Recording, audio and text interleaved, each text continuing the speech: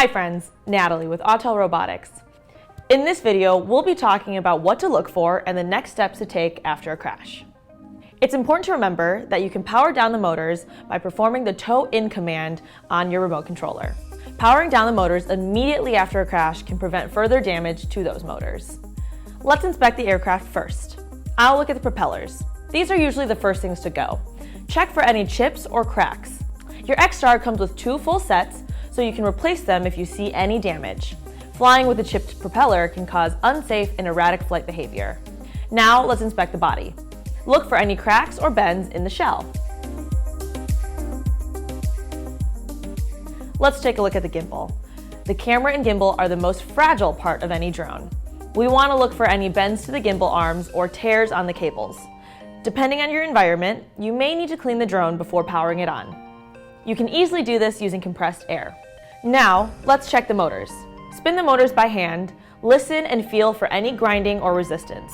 If all 4 motors feel the same, we can test the power to the motors. If you do have damage to the shell or gimbal, do not power on the drone.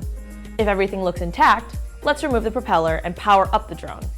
Place the X-Star on a flat, level surface and do not move it during the power-up sequence.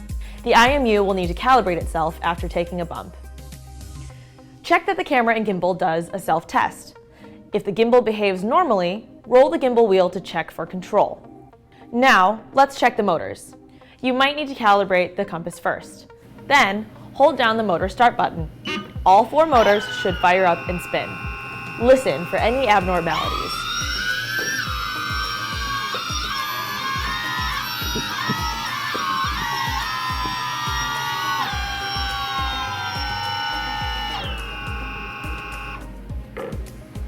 If everything checks out, go ahead and power cycle the drone. Turn it off and turn it back on. Without moving the drone, let it go through the IMU warming up process. Once this process is complete, power cycle one more time. On your first flight after a crash, calibrate the compass and take off. Hold a hover around 15 feet and observe the aircraft. Watch for any severe drifting. If the aircraft hovers normally, start to make light inputs on the command sticks forward and backwards, left and right. Then rotate the aircraft.